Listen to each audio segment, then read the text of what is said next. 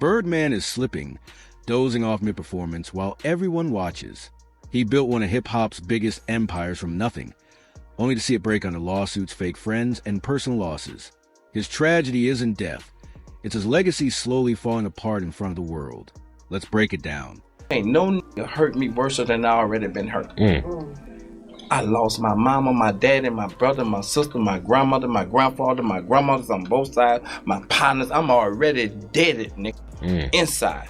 So this little funny shit that I chose music, I'm not tripping. In 2025, a fresh wave of concern started surrounding Birdman this time, focused on his physical and mental health. The Cash Money OG was looking worn down, and the streets definitely peeped it. The Hot Boys reunion tour kicked off in early 2025, bringing Birdman back on stage with Lil Wayne, Juvenile, Turk, and BG for the first time since 2000, a historic moment for the culture. But instead of the comeback being all celebration, viral footage showed Birdman seemingly nodding off mid-performance. In the clip, the 56-year-old's head suddenly drops, and he stands completely still for nearly 15 seconds behind Turk until BG has to tap him to snap him out of it. The video spread fast and had fans deeply concerned. Social media lit up with people telling Birdman to put the cup down, pointing fingers at Lean Cadine and Promethazine, that infamous staple of Southern hip-hop culture. Others blamed age, noting that industry vets like Irv Gotti and Fatman Scoop have been dealing with serious health issues around the same stage of life. The Hot Boys tried to downplay it. Turk brushed it off, saying people always turn nothing into something, while BG laughed about it on Drink Champs, claiming the group found the moment funny. But concerns spiked again when a separate clip from an October 2025 Harlem event surfaced, showing Birdman nodding off once more. The internet went into overdrive. His team blamed exhaustion and a brutal tour schedule, but rumors of a lean relapse, seizures, or other health problems kept swirling. Fans weren't joking anymore. People were genuinely worried about the big homie. All of this unfolded while personal drama was bubbling behind the scenes. Around the same time, news leaked that Toni Braxton had secretly married Birdman in August 2024, only to file for divorce just 2 weeks later. Although the filing was dismissed in January 2025, meaning they were technically still married, both wiped each other from their social media, and Braxton stopped wearing her wedding ring. It was pure chaos. By October 2025, Braxton finally spoke up about what she called Cash Money's so-called death rituals. She made it clear she wasn't talking about literal voodoo or occult practices, but a deeply toxic culture embedded in the label itself. According to her, loyalty was enforced through extreme, symbolic rituals matching tattoos, men kissing in public, everyone calling Birdman daddy, parading luxury cars on camera, and counting stacks like proof of devotion. These weren't traditions, they were control tactics. Artists were expected to surrender their independence and identity, and if you resisted, you were pushed out or quietly erased. Braxton described Cash Money as a secret society where loyalty had to be proven before opportunity was granted, and where expensive gifts were weapons of leverage, not gestures of love. That's cult energy, plain and simple. Braxton also suggested that this poisonous environment was turning inward and destroying Birdman himself, pointing to his 2025 on-stage incidents as symptoms. To her and other insiders, those moments looked less like fatigue and more like possible lean relapses of the bad energy of the empire finally eating its creator alive. She said being tied to Cash Money worsened her own health battles with lupus and past heart surgery, forcing her to walk away for her sanity and survival.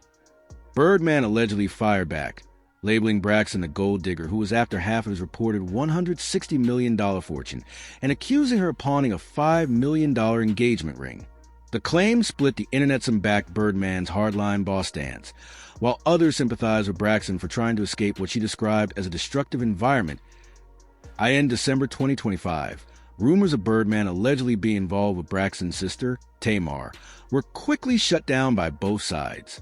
Tamar clarified that she was the one who introduced Birdman to Toni and said she considers him family, hinting that the marriage might still be quietly intact. The death rituals, the health scares, the collapsed marriage taken together, they painted the picture of an empire consuming its creator from the inside out. When the energy you put into the world comes back around, it doesn't ask permission. But to really understand how Birdman ended up here, you've got to rewind. Back to the mud. Back to where it all started. From the mud to the money. Brian Christopher Brooks was born on February 15, 1969, in New Orleans, Louisiana, and raised in the Magnolia Projects, a place defined by poverty, street politics, and survival. He grew up with 10 brothers and 12 sisters, knowing nothing but the hood. His mother, Gladys Brooks, did what she could to keep him grounded, and Birdman would later credit Miss Gladys for the little stability he had, but even that was fragile. In interviews, Birdman has never sugarcoated it.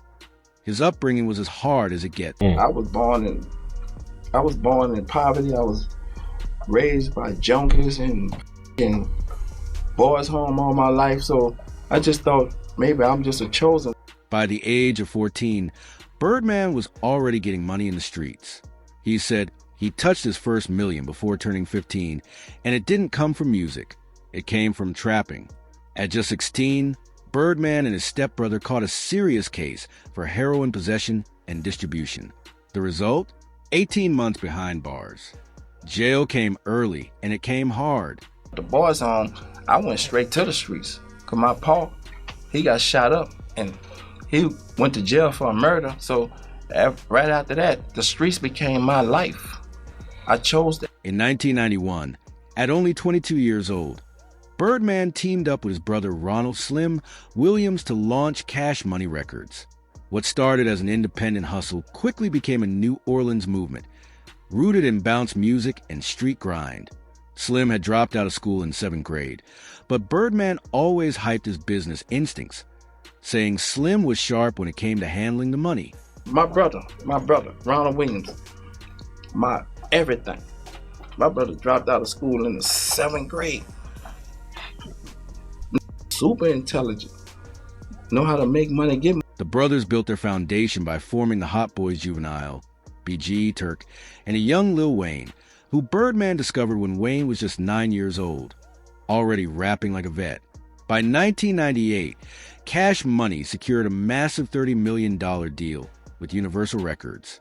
Albums like Guerrilla Warfare and hits like Bling Bling cracked the industry wide open. Hey, no nigga hurt me worse than I already been hurt. I lost my mama, my daddy, my brother, my sister, my grandmother, my grandfather, my grandmothers on both sides, my partners. I'm already dead, nigga, inside. So this little funny shit that I chose music, I'm not tripping. But while the money was stacking, tragedy struck.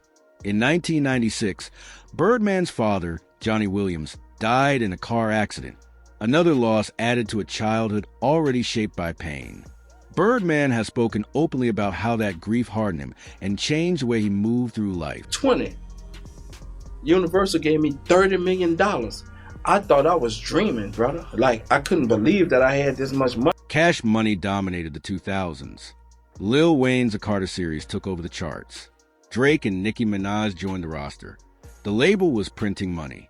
Birdman's net worth peaked around $160 million, and he's claimed that Cash Money generated roughly $2.5 billion through its long-standing partnership with Universal Records. Made $2.5 billion with Universal, and they made $800 million off of me.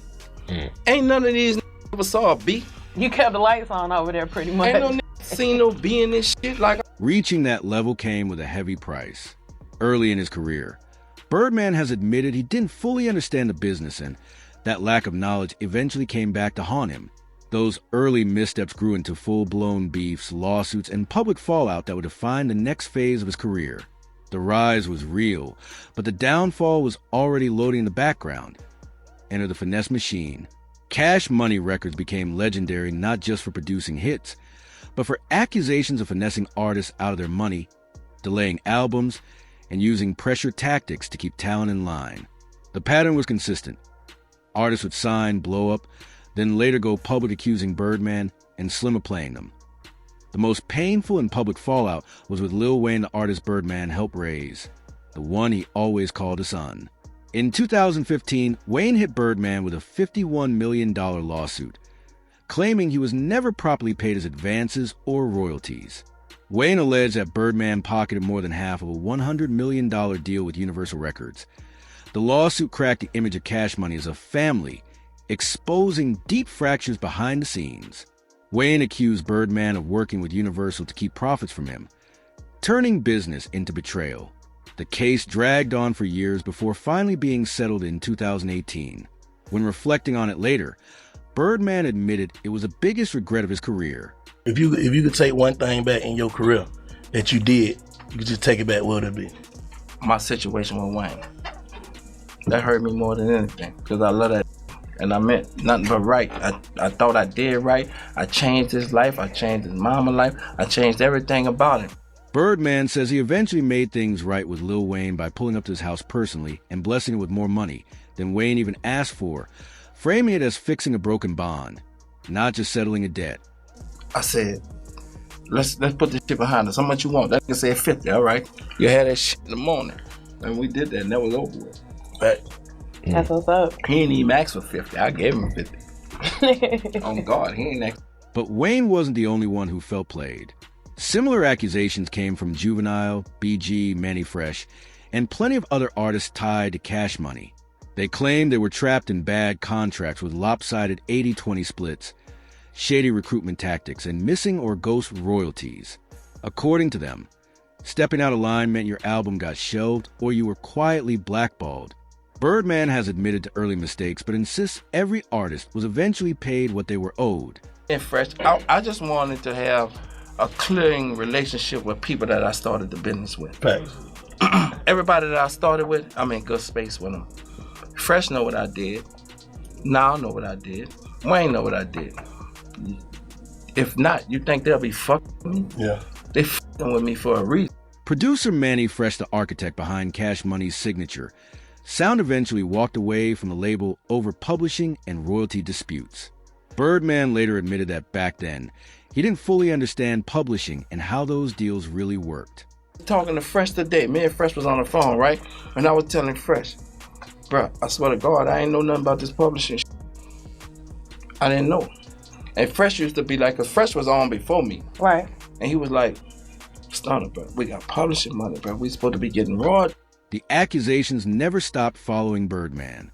Online, people constantly compare him to figures like Diddy and Suge Knight, pointing to patterns of control, manipulation, and discarding artists once their value ran out. He's often labeled one of the grimiest figures in hip-hop. When critics press him about not paying artists, Birdman doesn't back down, fires back, standing on his version of the story. I don't get my feelings in it, but I ain't never took from them. I always bless niggas. But why niggas keep saying that shit? Stone, know what I'm saying? Why niggas keep saying that shit, bro? Like everybody, producer, all these folks be like, man, niggas don't pay, bro. Beyond the lawsuits and business drama, there's also the deeply uncomfortable conversation around Birdman's relationship with Lil Wayne when Wayne was still a child. A viral clip from the early 2000s shows Birdman kissing Wayne on the lips. A moment Birdman has always defended as innocent, claiming it was just father-son affection, though many viewers have continued to